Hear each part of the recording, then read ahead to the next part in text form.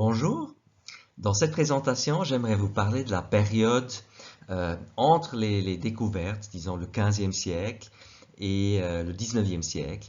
C'est une période intéressante parce qu'il y a des premières institutions, souvent de droit local, de droit national, mais qui ont des répercussions sur le commerce international et qui seront jusqu'à nos jours importants un peu pour la structure de ce commerce. Euh, Voilà, ceci correspond toujours au deuxième chapitre du précis qui parle un peu notamment des institutions telles qu'elles existent aujourd'hui. Dans l'ouvrage anglais, il n'y a pas de chapitre correspondant à ce chapitre. Alors, au 15e, 17e siècle, le commerce devient plus important. La navigation fait des progrès, le savoir-faire aussi en comptabilité, les idées économiques progressent. Et c'est notamment la découverte de métaux précieux, l'argent, l'or, qui fait croître le secteur des services financiers, les banques. Et on voit la création des premières grandes banques. Ce sont normalement des familles qui ont leur réseau, des familles comme les Fugger ou les Welser en Allemagne, ou les banquiers de la ville de Gênes ou de Venise en Italie sont connus dans l'Europe entière et par ce biais dans le monde entier parce qu'ils financent d'un côté les guerres en Europe et aussi les conquêtes dans le monde entier, mais ils financent aussi des expéditions. L'envoi d'un navire en Amérique latine ou en Asie reste un risque. C'est cher à financer, même si les revenus sont encore plus importants. Donc ça vaut la peine. Et donc on voit le développement de l'économie moderne avec des structures où à la fois il y a des grandes spécialistes de la finance et ceux qui sont des spécialistes concernant certains biens, des métaux précieux, des produits comme des épices, etc. Ceci fait aussi que certains commerçants, qui ne sont pas des nobles, peuvent atteindre un certain niveau dans la société, donc ça devient intéressant, et ça devient aussi intéressant pour l'économie qui peut choisir les meilleurs, ceux qui ont un don pour le commerce, qui devient et qui font souvent fortune. Ça a aussi des risques. On voit les premières inflations, des crises financières. Certains États font même faillite ou banqueroute, comme l'Espagne à un moment donné. Donc l'importance de peut-être stabiliser le monde et le système monétaire se voit déjà, mais ça reste difficile parce que les États se voient encore essentiellement comme concurrents et donc la coopération reste nécessairement assez limitée. Les Pays-Bas sont intéressants. C'est un certain esprit probablement au sein de la société qui est très bénéfique pour le développement d'une participation importante au commerce international. C'est en principe un petit pays qui développe tout de même, aussi avec la force, dans des guerres, quand des Portugais, plus tard quand des Anglais, qui essayent de défendre ses propres intérêts commerciaux. Et du point de vue du droit, particulièrement important et intéressant, le développement de nouveaux modèles de droit commercial. Alors en principe, droit commercial local de cette société, l'idée qu'on peut créer des compagnies de commerce.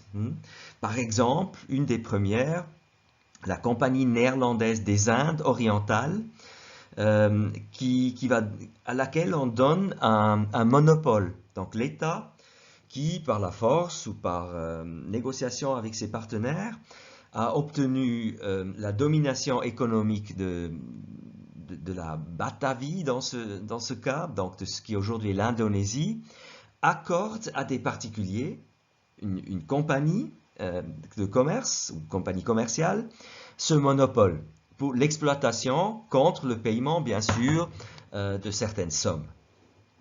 Et donc ça, c'est un modèle de privatiser le commerce international. Et à ce moment-là, ces compagnies, évidemment, ont un pouvoir immense grâce à ce monopole qu'ils ont, qui est à la fois commercial, mais qui a aussi des répercussions sur l'organisation de la société, parce que bien sûr, les souhaits et les besoins de ces compagnies deviennent primordiaux pour l'organisation de l'État, de la société locale. Et ces compagnies, pendant presque 2 siècles, essentiellement dominent le commerce international. On voit aussi d'autres répercussions sur le droit international qui est en même temps donc un droit international du commerce international. Beaucoup d'entre vous ont entendu parler de Hugo Grotius, Hugo de Groot, un Néerlandais, un penseur, un auteur de droit international qui décrit l'état du droit, mais surtout aussi sa vision du droit. Et entre autres, il décrit par exemple pourquoi la navigation doit rester libre et pourquoi tous les États doivent avoir accès à la mer. Si vous prenez la perspective néerlandaise, un petit pays qui de plus en plus a du mal à défendre ses propres intérêts envers notamment le Royaume-Uni, il y a des guerres, par exemple Anglo-Dutch War de 1654, et il y a des idées au Royaume-Uni qui devient très fort, qui domine ce commerce, de peut-être monopoliser le commerce dans le monde entier, ou au moins de se réserver l'utilisation de certaines routes maritimes. Et là, de Groot défend les intérêts des Pays-Bas aussi, ou des autres pays de manière générale, en disant non, aucun pays, aucun État devrait avoir le droit de monopoliser cet accès à la haute mer. La navigation internationale doit rester libre, ce qui est particulièrement intéressant et important pour les petits États comme les Pays-Bas qui ne pourraient pas défendre cet accès par la force. Donc le droit qui est utilisé pour garantir une situation qui permet la participation aussi des petits États, mais avec un certain savoir-faire, dans le commerce international.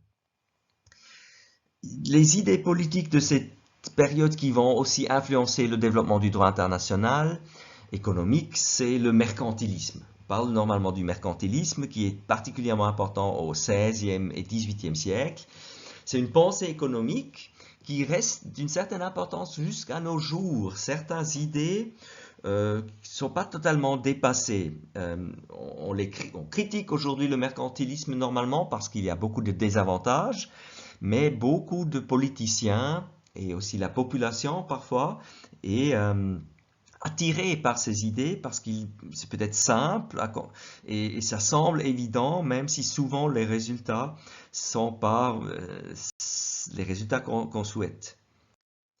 Alors, juste pour l'illustrer un peu, pour vous donner une idée, Jean-Baptiste Colbert, c'est le ministre français des Finances, et il est souvent caractérisé comme un des représentants du mercantilisme, le penseur qui, pour la France, pour Louis XIV surtout, au XVIIe siècle, suit les idées du mercantilisme et fait que la France, comme les autres États de l'époque, normalement poursuivent une politique mercantiliste. Alors par quoi est-ce qu'elle se caractérise? Il y a toujours cette idée qu'il faut accumuler des richesses en profitant de l'accès à des terres étrangères. Si possible par la colonisation, par la domination, les colonies françaises comme la Louisiane ou le Canada français sont des bons exemples de l'époque, et en mettant un certain protectionnisme. Donc d'importer peu des concurrents, donc d'essayer de faire tout soi-même en important de ces colonies et en réduisant le commerce avec l'ennemi. Donc, à cette époque, les Anglais, l'Empire austro-hongrois, les Espagnols. Euh,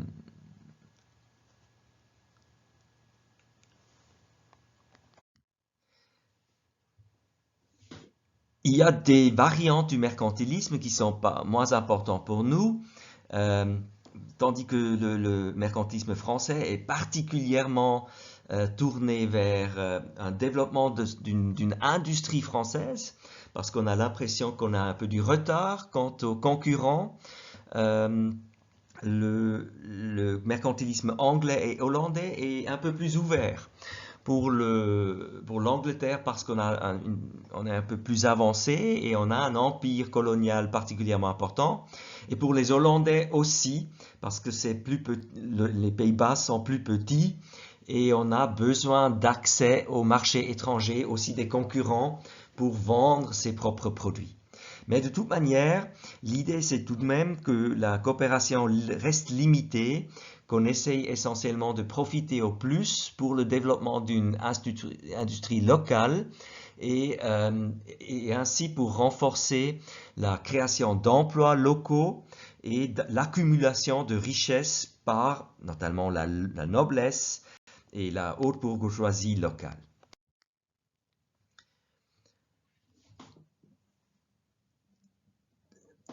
Les aspects financiers deviennent plus importants. On a l'accumulation d'or qui est souvent aussi utilisé tout de même pour acheter des armes, voire des troupes. Euh, L'importance de cette période pour la Suisse, c'est par exemple que le roi français et d'autres souverains européens, avec le cumul de richesses du colonialisme, réussissent aussi à acheter des mercenaires suisses à l'époque, 17e et déjà avant au 16e siècle, la Suisse, ou disons les nobles et les bourgeois suisses, les villes en Suisse vendent beaucoup de mercenaires à ces souverains étrangers qui participent dans les guerres, dans les batailles, au nom du souverain qui les paye. Et donc, on voit indirectement que ce mercantilisme est aussi utilisé pour financer les guerres en achetant des armes et des mercenaires. Et pour cela, on a besoin d'argent qu'on veut gagner par ses propres colonies et en limitant l'importation de biens d'autres pays là où c'est possible, là où on a sa propre production, on essaie d'être assez autosuffisant. Le mercantilisme domine donc et influence le développement du droit économique de l'époque et ainsi aussi le droit international économique. Il est très dominé par le protectionnisme, ce que nous avons déjà dit. Donc le marché intérieur devient important. On essaye de limiter les importations là où c'est pas possible et de les substituer par la production locale. Et là, on n'a pas le savoir-faire ou les structures. L'État, le souverain, investit par exemple dans des manufactures locales, par exemple les manufactures de tapis, les manufactures de porcelaine, parce que c'est particulièrement cher et on voit l'importation comme une perte. Et donc, on essaye de créer ses propres structures. Vous connaissez peut-être la manufacture de porcelaine de Sèvres, créée par le roi français, les manufactures de porcelaine de Meissen en Allemagne par le roi de Saxe. Et souvent, on crée aussi des monopoles pour assurer un marché suffisamment important à un producteur ou à plusieurs, ou à un nombre restreint de producteurs, des monopoles. Donc, c'est pas le marché qu'on veut promouvoir, mais l'État essaye de diriger l'économie et de limiter donc la dépendance, voire les échanges, notamment les importations de l'étranger. On subside parfois l'exportation, ça va très loin, pour assurer le succès de la propre production et des voies d'accès à d'autres marchés. Et finalement, la coopération est assez limitée. On voit l'économie comme un jeu à somme nulle, où l'importation notamment des autres est négative.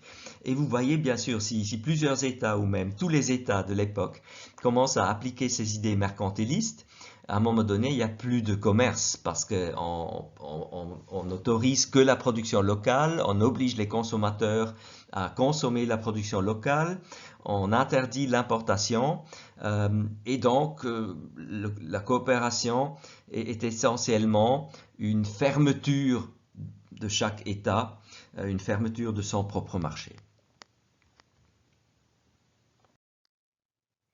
À cette époque est important le commerce triangulaire, notamment sur l'Atlantique, où par le biais de l'exportation d'armes ou de certains produits d'origine européenne, on finance l'achat d'esclaves en Afrique qui par la suite sont exportés aux colonies en Amérique latine, notamment les Caraïbes, le sud des États-Unis, où dans les plantations, on a besoin de main-d'œuvre et on exporte à ce moment-là des produits de ces terres, le sucre, le café, l'indigo, dans un certain temps aussi le coton, ce qui est très lucratif et qui assure un certain équilibre.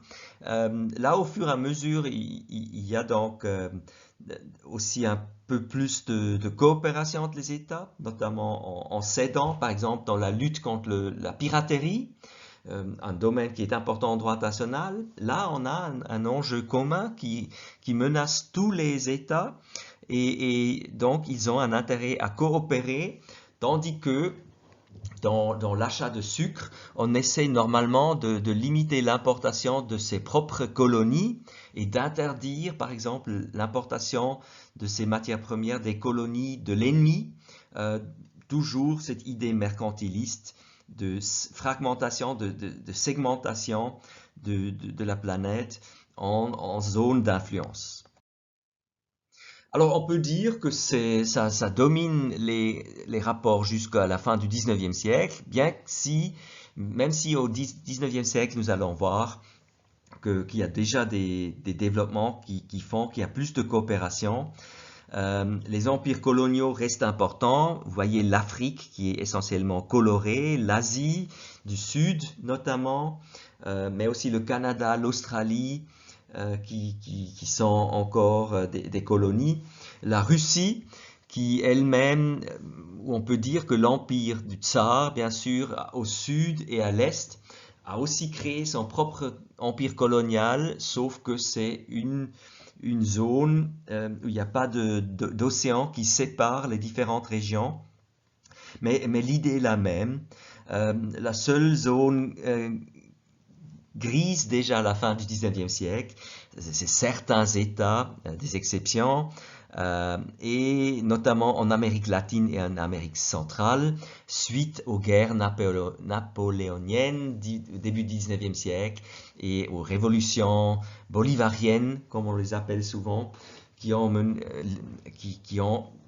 à ce stade, au 19e siècle, déjà créé des États indépendants. Merci beaucoup pour cette présentation. À bientôt.